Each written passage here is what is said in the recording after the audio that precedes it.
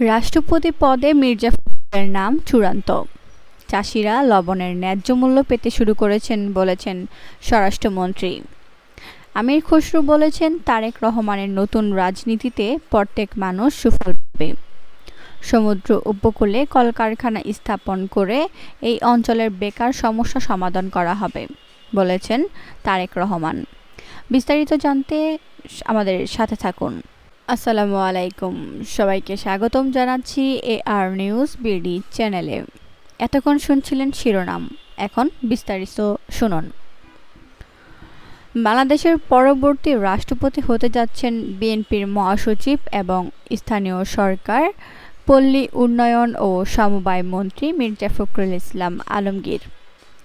বিএনপির চেয়ারম্যান ও প্রধানমন্ত্রী তারেক রহমান তার মনোনয়ন চূড়ান্ত করার পর এই সিদ্ধান্ত নেওয়া হয়েছে। মন্ত্রিসভার সদস্য ও বিএনপির ওই নেতা জানিয়েছেন, দীর্ঘদিনের মহাসচিবকেই রাষ্ট্রপতি পদের জন্য দল মনোনীত করেছে। তিনি বলেন, বিএনপি চেয়ারম্যান কর্তৃক মির্জা ফখরুলের নাম প্রায় নিশ্চিতভাবেই চূড়ান্ত করা হয়েছে। এ প্রসঙ্গে ডেইলি ওয়াদা বিএনপির আরও কয়েকজন জ্যেষ্ঠ নেতার সঙ্গে কথা বলেছেন। প্রায় সবাই জানিয়েছেন যে চূড়ান্ত সিদ্ধান্তটি একান্তই প্রধানমন্ত্রী তারেক রহমানের ওপর নির্ভর করছে। তবে তার পছন্দের বিষয়ে তাদের আনুষ্ঠানিকভাবে কিছু জানানো হয়নি। যদিও প্রধানমন্ত্রীর ঘনিষ্ঠ একজন নেতা নিশ্চিত করেছেন যে ফখরুলকে রাষ্ট্রপতি পদের জন্য মনোনীত করা হয়েছে। এদিকে রোববার সকালে বিএনপি নির্বাচন কমিশন থেকে দুটি মনোনয়নপত্র সংগ্রহণ করেছে। দলটির ভাইস চেয়ারম্যান ও জাতীয় সংসদের চিফ হুইপ নুরুল ইসলাম মনি এবং জ্যেষ্ঠ যুগ্ম মহাসচিব রুহুল কবির রিজভী আগারগাঁওয়ে নির্বাচন কমিশন সদর দপ্তরের রিটার্নিং কর্মকর্তার কার্যালয় থেকে এই কাগজপত্র সংগ্রহ করেন। এর আগে বিএনপির জাতীয় স্থায়ী কমিটি দলের প্রার্থী নির্বাচনের দায়িত্ব প্রধানমন্ত্রী তারেক রহমানের ওপর ন্যস্ত করেছিল। সংসদে বিএনপির সংখ্যাগরিষ্ঠতা থাকায় সংসদীয় সমর্থনে কোনো অপ্রত্যাশিত পরিবর্তন না ঘটলে দলটির মনোনীত প্রার্থী দেশের 23তম রাষ্ট্রপতি হওয়া কার্যত নিশ্চিত। নির্বাচন কমিশন রাষ্ট্রপতি নির্বাচনের তারিখ 20 আগস্ট নির্ধারণ করেছে।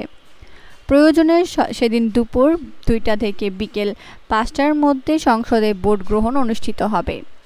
তবে মির্জা ফখরুল যদি একমাত্র বৈধ প্রার্থী হন তবে কোনো সংসদীয় ভোটের প্রয়োজন হবে না এবং তাকে বিনা প্রতিদ্বন্দ্বিতায় নির্বাচিত ঘোষণা করা যেতে পারে। এর আগে অসুস্থতার কারণ দেখিয়ে গত 24 জুলাই মোহাম্মদ শাহাবুদ্দিন পদত্যাগ করার পর রাষ্ট্রপতির পদটি শূন্য হয়। এরপর থেকে স্পিকার হাফিজউদ্দিন আহমেদ ভারপ্রাপ্ত রাষ্ট্রপতির দায়িত্ব পালন করছেন। সংবিধান ও রাষ্ট্রপতি নির্বাচন আইন 1991 অনুযায়ী পদ শূন্য হওয়ার 90 দিনের মধ্যে নির্বাচন আয়োজন করা বাধ্যতামূলক। চট্টগ্রামের বাঁশখালীর উন্নয়নে কোনো ধরনের বৈষম্য করা হবে না বলে জানিয়েছেন স্বরাষ্ট্রমন্ত্রী সালাউদ্দিন আহমেদ। তিনি বলেন, বাঁশখালী এখন পর্যটন স্পট হয়ে গেছে। লবণের ন্যায্য মূল্যও চাষিরা পেতে শুরু করেছেন। প্রধানমন্ত্রী ঘোষণা করবেন চাষিরা ন্যূনতম মজুরি কত পাবেন। বেড়িবাঁধের বিষয়ে পরিমাপ করার জন্য মন্ত্রীসহ সংশ্লিষ্ট সবাইকে বাঁশখালী আসতে বলা হয়েছে। বাঁশখালীর উন্নয়নের জন্য যা যা করা দরকার প্রধানমন্ত্রী তা করবেন। শনিবার দুপুরে চট্টগ্রামের বাঁশখালীতে সাম্প্রতিক বন্যায় ক্ষতিগ্রস্ত পরিবারের পুনর্বাসনে গড় হস্তান্তর, অনুদান ও ত্রাণ সামগ্রী বিতরণ উপলক্ষে আয়োজিত সমাবেশে তিনি একথা বলেন। সমাবেশে প্রধান অতিথি হিসেবে উপস্থিত ছিলেন প্রধানমন্ত্রী তারেক রহমান। স্বরাষ্ট্রমন্ত্রী বলেন, সাতকানিয়া লোহাগাড়াতেও কিছু ত্রাণ সামগ্রী দেওয়া হবে। আমরা কোনো ভেদাভেদ করিনি। বাঁশখালীতে জামায়াতের এমপি হওয়ার পরও প্রধানমন্ত্রী এসেছেন, ত্রাণ সামগ্রী দেওয়া হচ্ছে। তিনি আরও বলেন, আমাদের নেতা বাংলাদেশের মানবিক নেতা, গরিবের নেতা, এদেশের উন্নয়নের নেতা। ইনশাল্লাহ কোনো বৈষম্য হবে না। তারেক রহমানের রাজনীতি সম্পূর্ণ ভিন্ন ধরনের এবং তার নতুন চিন্তাতেই নতুন বাংলাদেশ গড়ার কাজ শুরু হয়েছে বলে মন্তব্য করেছেন অর্থ ও পরিকল্পনা মন্ত্রী আমির খসরু মাহমুদ চৌধুরী। তিনি বলেন, তার এই নতুন রাজনীতিতে দেশের কোনো শ্রেণী পেশার মানুষ বাদ যাবে না। দেশের প্রত্যেক মানুষ উন্নয়নের সুফল পাবে। চট্টগ্রামের বাঁশখালীতে সাম্প্রতিক বন্যায় ক্ষতিগ্রস্ত পরিবারের মাঝে পুনর্বাসনের গৃহ হস্তান্তর, অনুদান ও ত্রাণ সামগ্রী বিতরণ অনুষ্ঠানে তিনি এসব কথা বলেন। আমির খসরু বলেন, বাংলাদেশের যুব সমাজ, শিশু, নারী, কৃষক, শ্রমিক, ব্যবসায়ী ও পেশাজীবী এই বাজেটে কেউ বাদ যায়নি। প্রত্যেক মানুষের সমস্যা প্রধানমন্ত্রীর জানা আছে। তিনি নতুন রাজনীতি শুরু করেছেন। নতুন চিন্তায় বাংলাদেশ গড়ার কাজ শুরু হয়েছে, কারণ বিশ্ব পাল্টে গেছে। তিনি বলেন, বাংলাদেশের প্রতিটি মানুষের ঘরে ঘরে অর্থনীতির সুফল পৌঁছে দেওয়া হবে। নারীদের জন্য ফ্যামিলি কার্ড এবং কৃষকদের জন্য কৃষি কার্ড দেওয়া হবে। আলেম ওলামাদের জন্য আলাদা বাজেট রাখা হয়েছে। অর্থমন্ত্রী বলেন, সর্বস্তরের মানুষকে চিকিৎসা সেবা দেওয়া হচ্ছে, বিনা পয়সায় যাতে মানুষ চিকিৎসা নিতে পারেন সেজন্য যা যা করা দরকার তা করা হচ্ছে। শিক্ষা ও স্বাস্থ্য খাতে সবচেয়ে বেশি বরাদ্দ দেওয়া হয়েছে, কারণ মানুষের প্রধান ব্যয়ের খাত এই দুটি। তিনি আরও বলেন, শিক্ষা ও স্বাস্থ্য খাতে মানুষের ব্যয় কমলে, ফ্যামিলি কার্ডের সুবিধা পেলে, কৃষক কার্ডের অর্থ পেলে এবং আলেম ওলামারা সহায়তা পেলে দেশের কোনো মানুষ আর উন্নয়নের বাইরে থাকবে না। প্রত্যেক মানুষ উন্নয়নের সুফল পাবেন। বাঁশখালীর উন্নয়ন প্রসঙ্গে অর্থ ও পরিকল্পনা মন্ত্রী বলেন, বাঁশখালীর উন্নয়নের ব্যাপারে চিন্তার কোনো কারণ নেই। বাঁশখালীর যত সম্ভাবনা আছে সবগুলো সরকার কাজে লাগাবে।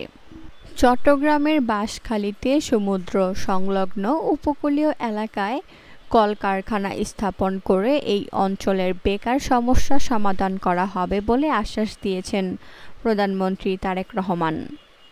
বাঁশখালীতে আয়োজিত বন্যা দুর্গতদের পুনর্বাসন সহায়তা অনুষ্ঠানে যোগ দিয়ে এ আশ্বাস দেন তিনি। প্রধানমন্ত্রী বলেন, সমুদ্র হলো জনগণের বড় সম্পদ। সমুদ্র সংলগ্ন এলাকায় কলকারখানা স্থাপন করে এই অঞ্চলের মানুষের কর্মসংস্থানের সুযোগ সৃষ্টি করা হবে। এতে বেকার সমস্যার সমাধান হবে। পাশাপাশি লবণ চাষিদের কল্যাণে শিগগির মূল্য নির্ধারণের ঘোষণাও দেন প্রধানমন্ত্রী। প্রধানমন্ত্রী আরও বলেন, এখানকার শান্তি শৃঙ্খলা বজায় রাখার জন্য সবাইকে সতর্ক থাকতে হবে। কেউ যেন বিভ্রান্তি ছড়ানোর সুযোগ না পায়। পরে বন্যা দুর্গত এলাকার মানুষের হাতে বিভিন্ন ত্রাণ সামগ্রী তুলে দেন প্রধানমন্ত্রী। এর আগে কক্সবাজারে মাতারবাড়ি গভীর সমুদ্র বন্দর, কয়লা ভিত্তিক বিদ্যুৎ প্রকল্প এবং মহেশখালী সমন্বিত উন্নয়ন কর্তৃপক্ষের কার্যক্রম পরিদর্শন করেন প্রধানমন্ত্রী তারেক রহমান। সফরসূচি অনুযায়ী দুপুর 3:15টায় হাটহাজারীর আলী জামিয়াতুল আহলিয়া দারুল উলুম মঈনুল ইসলাম মাদ্রাসায় আল্লামা শাহ আহমদ শরীফ শফির কবর জিয়ারত করবেন প্রধানমন্ত্রী। 4:45টায় হাটহাজারীর ডাকবাংলোয় যাত্রাবিরতি করবেন। বিকাল 5টায় হাটহাজারী সরকারি কলেজ মাঠে বন্যায় ক্ষতিগ্রস্তদের পুনর্বাসন সহায়তা অনুষ্ঠানে যোগ দেবেন প্রধানমন্ত্রী তারেক রহমান। সন্ধ্যা 7:15টায় চট্টগ্রামের Radisson Blu Chattogram bay view hotel মিলনায়তনে সাংগঠনিক সভায় যোগ দেওয়া কথা রয়েছে তার। বিএনপি চেয়ারম্যান তারেক রহমান এর আগে চট্টগ্রাম ও কক্সবাজারে গেলেও এবারই প্রথম মহেশখালী, ফটিকছড়ি ও হাটহাজারী সফর করেছেন। আজ এখানেই শেষ করছি। সবাই ভালো থাকুন, সুস্থ থাকুন। আল্লাহ হাফেজ।